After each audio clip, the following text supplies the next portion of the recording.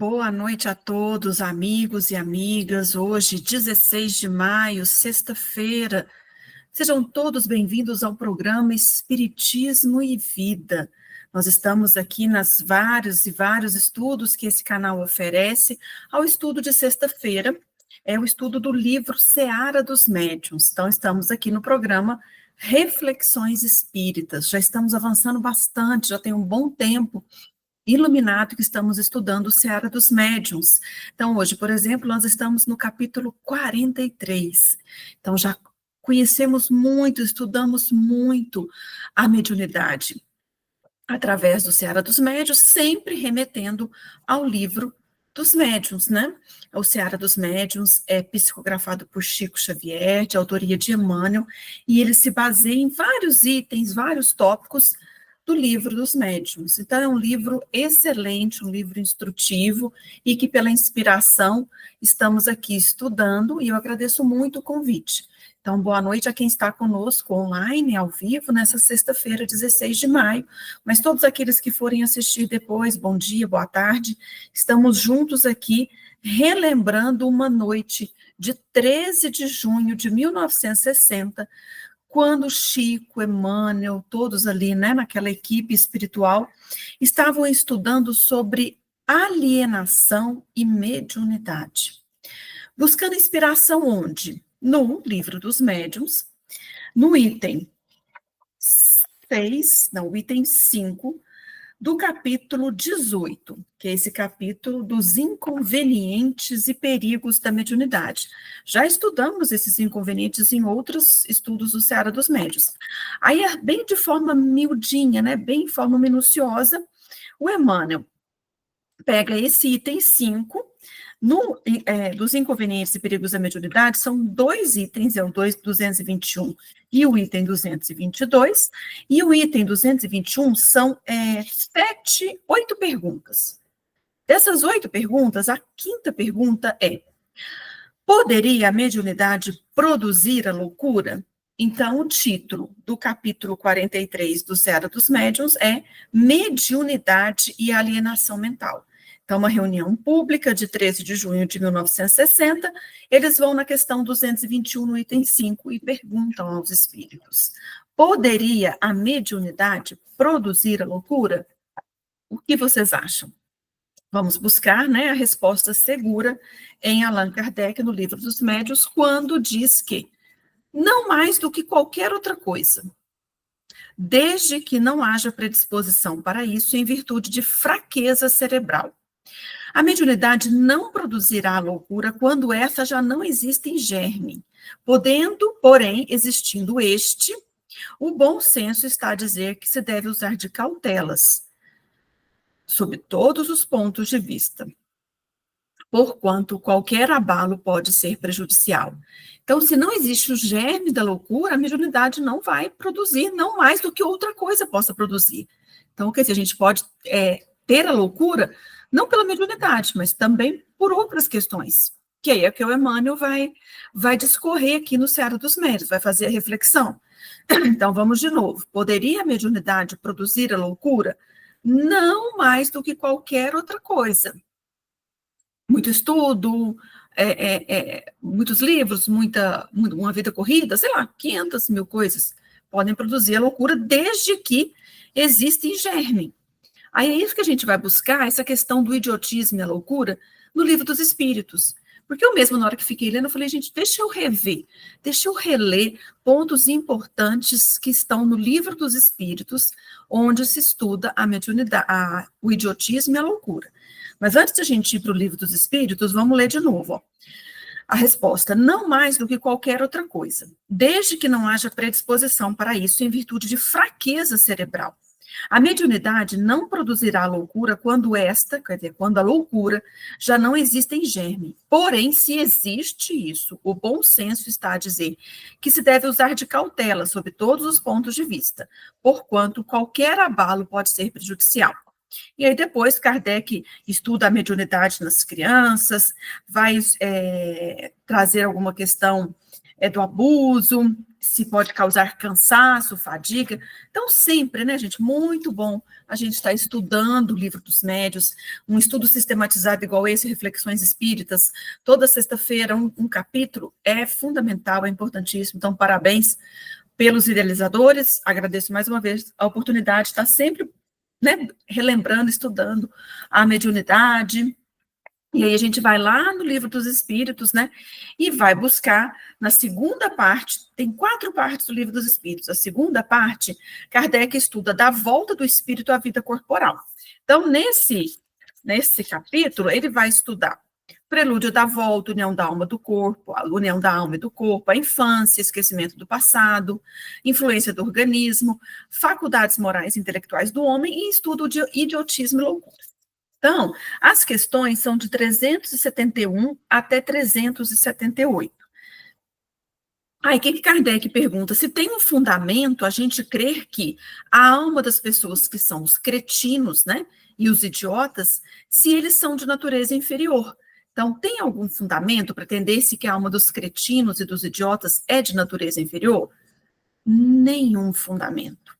O que os espíritos dizem? Eles trazem almas humanas, não raro, mais inteligentes do que supondes, mas que sofrem da insuficiência dos meios de que dispõem para se comunicar, da mesma forma que o mudo sofre a impossibilidade de falar. Tá, então, eles não são almas inferiores. Podem ser até mais inteligentes até do que a gente supõe, mas para quê? Aí Kardec pergunta, que objetivo visa a providência, criando seres desgraçados como os cretinos e os idiotas? Aí vem a lei de causa e efeito, a lei de ação e reação, vem a justiça da reencarnação, dizendo que os que habitam corpos de idiotas são espíritos sujeitos a uma punição. Sofrem por efeito do constrangimento que experimentam e da impossibilidade em que estão de se manifestarem, mediante órgãos não desenvolvidos ou órgãos desmantelados, tá? Desconectado ali. Então, eles sofrem porque eles têm conhecimento, têm inteligência, mas eles não conseguem se expressar, porque o corpo físico tem esses constrangimentos, ele está impossibilitado. Igual uma pessoa que é muda, ela fala, mas nessa existência ela não tem, né, os órgãos vocais, alguma coisa ali não consegue fazer com que ela use o instrumento da fala. Aí Kardec então pergunta, então, não há, pois, fundamento para dizer-se que os órgãos nada influem sobre as faculdades. Aí os espíritos, como Kardec estava estudando, ele estudou 500 perguntas, depois ele colocou 1019 numa outra edição de 1861 do Livro dos Espíritos, estudava a Revista Espírita, estudava o tempo inteiro, né? Então, o Kardec queria confirmar, então quer dizer que os órgãos vão influenciar, né? Aí os espíritos dizem, nunca dissemos que os órgãos não têm influência. Tem muito grande sobre a manifestação das faculdades, mas não são eles a origem. Então, o olho não é a origem da minha visão. A gente enxerga, e aqui nessa encarnação eu uso o olho dessa forma. Mas o espírito, ele poderia ver por todo lado, né? Ele não precisa virar para ver. Né? O espírito tem essa faculdade de enxergar como um todo, né? Espíritos elevados, né? Outros espíritos ficam mais com a mente fixada, né? Só em alguma questão, né? Então, assim, depende do que a gente está buscando. Enxergue, né? Aquele que tem olhos de ver, ouça quem tem ouvidos de ouvir. Então, o que os espíritos estão dizendo? Um músico excelente com um instrumento defeituoso não dará a ouvir boa música. O que não fará que deixe de ser bom músico. Ele é excelente músico, mas ele não consegue um piano afiado para tocar uma música. Ele deixou de ser músico, de ser um excelente pianista? Não, mas ele não tem um piano adequado para a gente poder escutar a música dele. Então, Kardec coloca essa questão, ó. Importa se distingue o estado normal do estado patológico. No primeiro, no estado normal, o moral vence os obstáculos que a matéria lhe opõe. Há, porém, casos em que a matéria oferece tal resistência que as manifestações anímicas, as manifestações da alma, ficam obstadas ou desnaturadas, como no idiotismo e na loucura. São casos patológicos e, não gozando nesse estado a alma de toda a sua liberdade, a própria lei humana a isenta da responsabilidade dos atos. Eu não sou da área do direito, né, não sei como que funciona isso hoje na atualidade, né, essa questão de estar com a juízo, né, tem um pleno juízo da situação, né, então a gente vê que sempre a justiça está, a maioridade penal, se as pessoas têm plena consciência dos atos, então essa parte eu não entendo, não pesquisei, né, para falar para vocês, porque a lei humana vai estar sempre, né, com atenuantes, agravantes, e vai estar sempre avançando aí para estar, né, caminhando para estar o mais próximo da lei de Deus, né, o dia que tiver, nós já estaremos aí evoluídos, né. Mas aí Kardec continua, gente, ele vai perguntando que ele vai até a questão 378. Na 373, ele pergunta: qual será o mérito da existência de seres que, não podendo fazer o bem, nem o mal fazem, e se acham incapacitados de progredir? Aí os espíritos dizem, é uma expiação decorrente do abuso que fizeram de certas faculdades. É um estacionamento temporário, porque a gente arrepende, aí a gente expia e depois a gente é provado. São esses os passos que Kardec coloca muito bem na justiça divina, segundo o Espiritismo. Primeiro tem que arrepender. Então, uma pessoa que abusou das suas faculdades, ela não vai reencarnar como idiota, como louco, antes dela arrepender. Ela tem que arrepender. Aí ela planeja uma existência onde ela possa espiar dessa forma, ou ela pode ter obliterado tanto o seu perispírito, né, que não tem como formar um corpo ali que não seja na idiotia, para expurgar, então ele espia, e depois ele vem numa outra existência para ser provado, que ele vem com as suas faculdades, com a sua genialidade, e vai fazer com que dessa genialidade traga bons frutos. É o que a gente está buscando, né? Então, pode, assim, o corpo de um idiota conter um espírito que tem animado um homem de gênio em precedente existência? Certo. O gênio se torna, por vezes, um flagelo quando dele abusa o homem. Então, a superioridade moral nem sempre guarda proporção com a superioridade intelectual. E os grandes gênios podem ter muito que espiar. Daí, frequentemente, lhes resulta uma existência inferior à que tiveram e uma causa de sofrimento.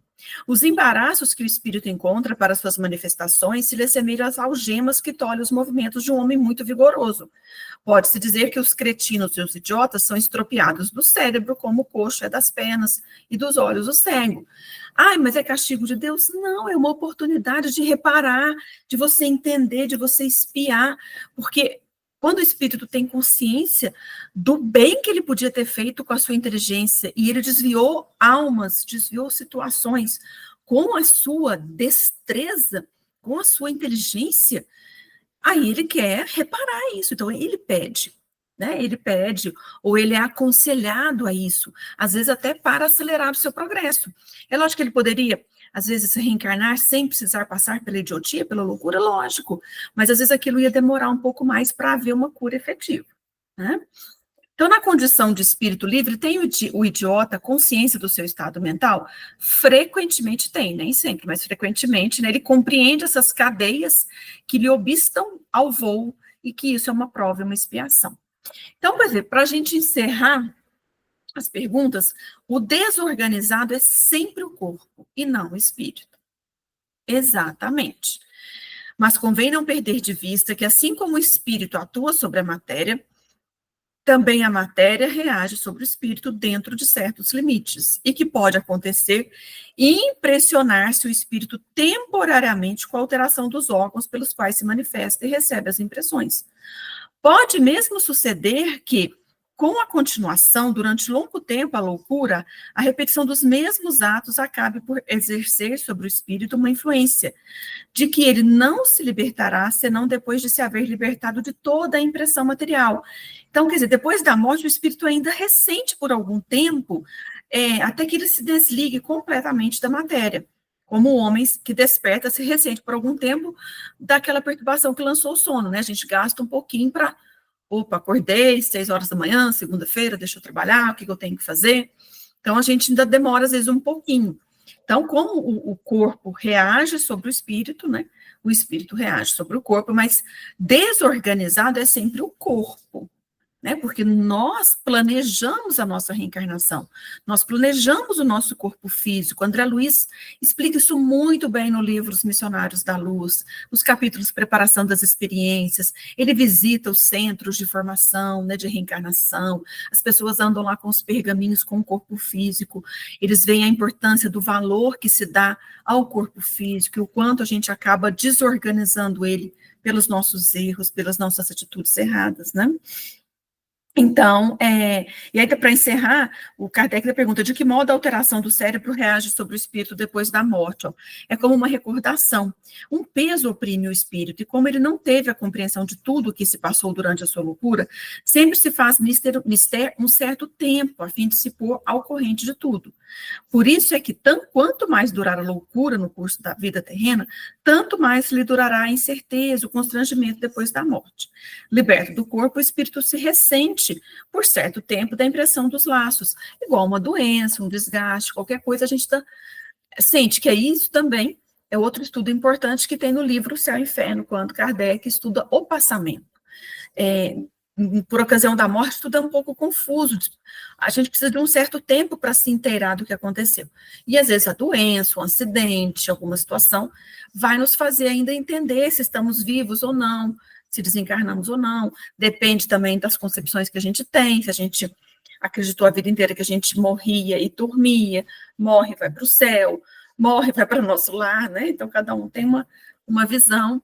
Então, a gente precisa de um tempo para se inteirar do que está acontecendo. No caso da loucura, mais tempo ainda precisa, né, de acordo, né, com o grau dessa loucura, como que foi, quantos anos de existência, enfim, isso aí não existe uma desencarnação igual a outra, nem uma reencarnação. São vários casos, vários atenuantes, agravantes, mas enfim, nós estamos aqui hoje para aprender isso, o quanto nós temos que santificar as nossas ferramentas, os nossos olhos, os nossos ouvidos, a nossa mente, a nossa mão, o nosso sexo, tudo, que é isso que o Emmanuel vai falar, porque fica colocando como se a mediunidade que causasse a loucura.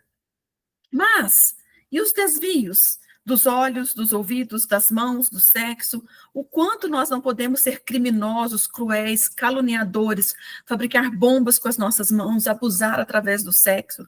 Então, vamos ler aqui, né, o que Emmanuel traz no Seara dos Médiuns. Estou com o celular aqui, que o livro não está comigo. Então, quantos não se resignam com as verdades que a doutrina espírita veio descerrar a mente humana há mais de um século, dizem inconscientemente que a mediunidade gera loucura. Então, você não estudou, você não entende as verdades e você acha, não mexe com o espiritismo, não. Muita gente fica louco, você vai ficar louco. O Chico Xavier mesmo quase foi internado em Barbacena, né? Então, são muitas teorias, né? Multiplicam-se teorias complicadas que justifiquem o modo de pensar, observando-a simplesmente como estado mórbido, dando a ideia de especialistas que apenas examinassem os problemas do homem natural através do homem doente, né? Considerando-se a mediunidade como percepção peculiar à estrutura psíquica, nós já estudamos isso, a mediunidade ela está na nossa estrutura, no nosso corpo físico, né? Ela tem esse ascendente no corpo, e todos somos médiuns, né? A gente mais ou menos, em maior ou menor grau, a gente recebe a inspiração, a intuição dos espíritos, né? Nós vamos encontrar a mediunidade nos mais diversos graus, em todas as criaturas. Todos somos médiuns, só que em diversos graus. Então, à vista disso, podemos situar a mediunidade facilmente no campo da personalidade, entre os demais sentidos, ouvir, falar, usar as mãos, o sentido do sexo, né, que ele vai falar, entre os demais sentidos de que se serve o espírito, a fim de expressar-se e evoluir para a vida superior, né? Não ignoramos, porém, que os sentidos transviados conduzem fatalmente à deturpação e ao desvario. Então, você usar a mediunidade de uma forma transviada, de uma forma que não seja pautada no que está na moral cristã, na moral do Evangelho de Jesus, naquilo que o Espiritismo nos traz para a gente tão bem organizado, tão bem vivido, detalhado. Quantos casos, quantos exemplos, quantos livros, quantos estudos, né? Então, isso pode causar deturpação e desvario. Os olhos são auxiliares imediatos de espiões e de criminosos que inventam a guerra, povoam as penitenciárias, né? Mas nós não podemos acusar o olho de delinquente. Então, né? Por que ninguém vai enxergar mais, então? Era melhor que ninguém enxergasse mais, porque... Não, os olhos, né? Eles são úteis. Os ouvidos são colaboradores diretos da crueldade e da calúnia, que suscitam a degradação social, mas não apresentam em si mesmos semelhantes desequilíbrios. Nosso ouvido não é. É o que a gente faz. Vós atentais no que ouves, né? Que está lá no Evangelho. As mãos, quando empregadas na fabricação de bombas destruidoras, são operárias da morte. Entretanto, não deixam de ser os instrumentos sublimes da inteligência em todas as obras-primas da humanidade. O sexo, que constrói o lar em nome de Deus por toda parte, o sexo é vítima de tremendos abusos pelos quais se amplia o número terrível de enfermos cadastrados nos manicômios. Contudo, isso não é razão para que se deslustre a missão divina do sexo. Todos nós reencarnamos, né? Estamos aqui pela lei de reprodução, pelo sexo que constrói o lar.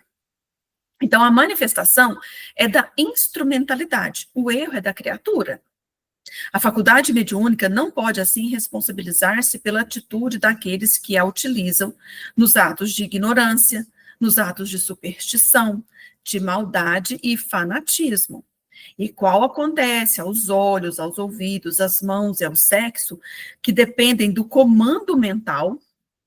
Então, meu olho, meu ouvido, as mãos, o sexo, todas as minhas ferramentas, faculdades, elas dependem do comando mental, elas são passivas. É o comando mental meu que vai trazer. Então, a mediunidade, acima de tudo, precisa levantar-se, esclarecer-se e edificar-se, servir com bases na educação. Então, por isso que estudos como esse, estudos que a gente faça na Casa Espírita, as nossas leituras, para entender se temos uma mediunidade ostensiva, se trabalhamos com mediunidade, e quase todos nós, né, trabalhamos, porque a gente vai fazer uma palestra, a gente está inspirado, a gente vai dar uma evangelização, por mais que você não tenha mediunidade ostensiva de uma psicofonia, de uma psicografia, de uma incorporação, mas você é médium ali de intuição, de inspiração. E mesmo aqueles que são de psicofonia, de psicografia, de cura, de receituário mediúnico, enfim, são inúmeras as mediunidades, né? Todos nós precisamos levantar a mediunidade, esclarecer a mediunidade, edificar e servir com a mediunidade com base na educação. Então, é isso que Chico trouxe, é isso que Emmanuel trouxe, é isso que está no Seara dos Médiuns, né? Para encerrar, eu trouxe um livro chamado Amanhece, de Chico Xavier. Eu fui estudando o tema para ver essas questões de loucura, né? E tem uma reflexão nesse livro, Amanhece. Esse livro é atual, assim, de 1976, não é que é atual, que já está quase 50 anos, mas como Chico Xavier escreveu, né? As obras dele foram mais de 1940, 50, 60, 70, esse é de 76, então é um livro com o Chico bem já maduro, muito vivido, né? Muitos livros, então depois que já tinha feito todos os romances mediúnicos, todos os livros, vários, né? Então, tem esse livro que não é dos mais antigos, né? Não é da década de 40, de 50, da década de quase 80, né? Então, ele psicografou em 1976. Aí, o capítulo 12 chama Desalento e Materialismo. Então, ele coloca grande número de visitantes inclinados ao estudo da doutrina espírita, alguns deles egressos de tratamento psiquiátrico. Apresentavam-se em nossa reunião pública do Grupo Espírita da Prece. A maioria falava de insegurança e desalento perante as lutas necessárias e edificantes da vida. Comentavam alguns ainda os avanços do materialismo e a descrença, às vezes frias, de muitos homens de cultura científica. Quando o horário nos chamou à execução do programa doutrinário da noite, eles abriram o Evangelho segundo o Espiritismo e falaram sobre o item capítulo 5, as causas atuais das aflições. E aí Emmanuel escreve uma mensagem sobre religião e tratamento de saúde. E olha que interessante, ele escreve assim: companheiros vários indagam pelo motivo do aumento das moléstias mentais nos tempos modernos. Então, isso era 1976. 50 anos depois, não está tão atual. A gente vê que a depressão, mal do século, ansiedade, farmácias, medicamentos, as pessoas com a moléstia mental, com o aumento, né, das moléstias mentais nos tempos modernos. Então, eu falei, gente, achei isso muito interessante para a gente encerrar o nosso estudo. E aí, o que ele diz? Milhares de pessoas se acusam portadoras de traumas e frustrações, recorrendo às ciências psicológicas para o tratamento adequado. Mais que justo, né? Como tem aumentado os psicólogos, psiquiatria, muito importante, né? Realmente, a formulação de recursos medicamentosos a que se interessam com a chancela da autoridade profissional poderia ser feito sem maior especificação. Entretanto, os pacientes desejam algo mais que o socorro químico. Aí isso eu comecei a ler e falei, gente, isso aqui tá interessante, né? Isso aqui tá bonito demais, tá importante demais. Quer dizer, os pacientes que saem dos tratamentos psiquiátricos, o aumento das moléstias mentais no tempo moderno, a busca pela psiquiatria, pela psicologia, mais que justo, mas os pacientes desejam algo mais que o socorro químico. Precisam destacadamente da palavra esclarecedora e edificante, que lhes recompõe as emoções e lhes ilumina o entendimento. Olha a importância do homem de gênio, do homem instruído, do homem que estudou, que sabe os caminhos para a alma. Ele tem a palavra esclarecedora, esse homem, essa mulher, esse ser. Então, por isso a importância de nós realmente elevarmos o nosso conhecimento para o engrandecimento dos outros, porque senão a gente vai ter, pode ser, essa punição, esse resgate doloroso pela idiotia, pela loucura, que é o que nós lemos no começo. Então, a palavra é um poder sublime. Ela esclarece, edifica e recompõe as emoções daquela pessoa que está adoecida mentalmente. E aquilo ilumina o entendimento dela. Por isso mesmo, o médico das forças espirituais é procurado hoje a feição de sacerdote da ciência, habilitado a oficiar na religião da consciência reta, a fim de educar a vida e sublimá-la. Que isso é alto progresso humano, não há de negar. Isso, porém, demonstra igualmente que a assistência religiosa é inarredável da paz e da felicidade das criaturas. O Emmanuel vai dizer que é muito importante a religião para a nossa saúde mental. E olha, isso há 50 anos atrás, quase, e hoje, como se sabe, pesquisas científicas, dados científicos, mostrando que a pessoa que tem religião, que tem uma prática religiosa, ela adoece menos, ela se cura mais rápido, ela tem menos depressão, ela tem menos vícios, né? O aprimoramento da técnica acelerou o engrandecimento da indústria. A indústria avançada incentivou a produção de valores materiais, e no parque imenso das facilidades e garantias ao reconforto físico, a carência de alimento espiritual patrocina desequilíbrios em múltiplas direções, porque nós temos muito conforto material. Muito.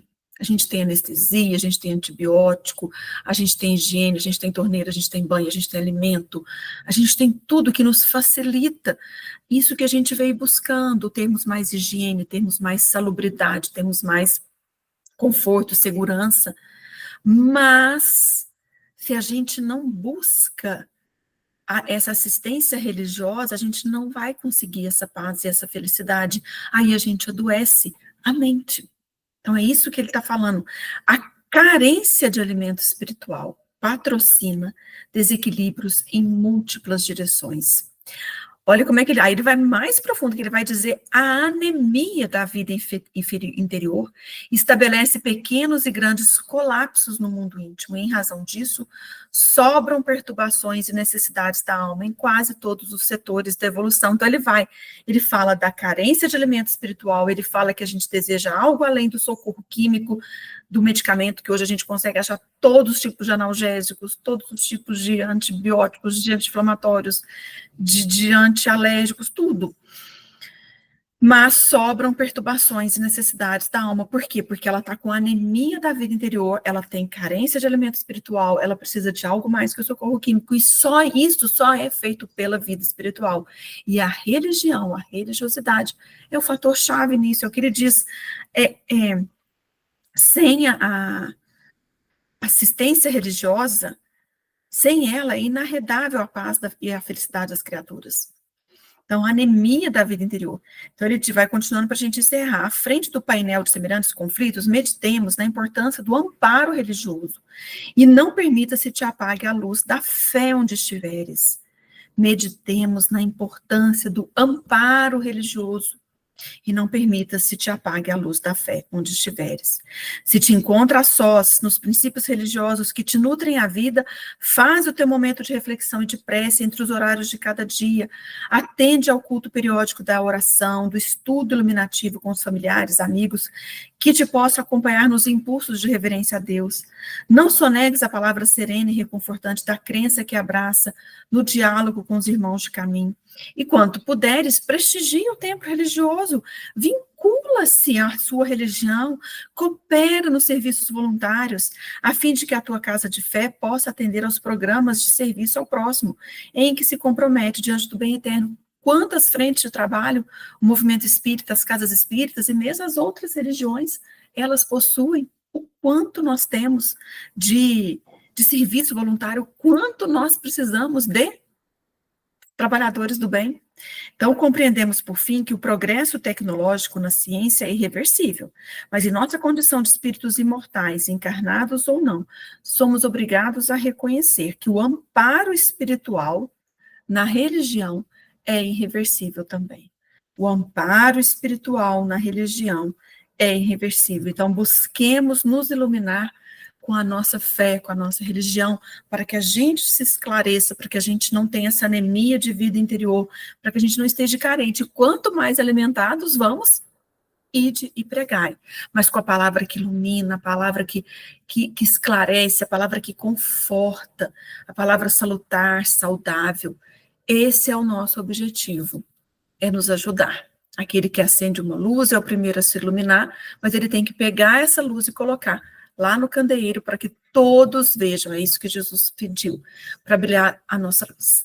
Então, que a gente possa brilhar a nossa luz, a gente possa estar sempre unidos ao Evangelho de Jesus para termos a clareza dos pensamentos e sabermos a importância que temos com o nosso conhecimento do Espiritismo, do Evangelho, da mediunidade, que sejamos todos abençoados, inspirados e protegidos nessa noite de 16 de maio, todos que estão conosco agora, os que irão continuar nesse estudo abençoado do YouTube, essa ferramenta que veio para mais ainda potencializar a nossa caminhada, a nossa instrução, que sejam todos aí bem-vindos aos que vieram a primeira vez nesse estudo e que possam continuar conosco. Os outros estudos ficam gravados, né? Então, que vocês possam assistir em outros momentos, curtir, compartilhar, elevar a luz, né, a essa humanidade que sofre com esses transtornos mentais. O Cristo, né, é nosso caminho, nossa verdade, a vida, o nosso roteiro iluminativo. O Cristo vivo, quando a gente pratica o bem.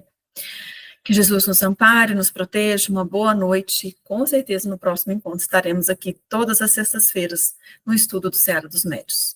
Uma boa noite e obrigada mais uma vez pelo convite.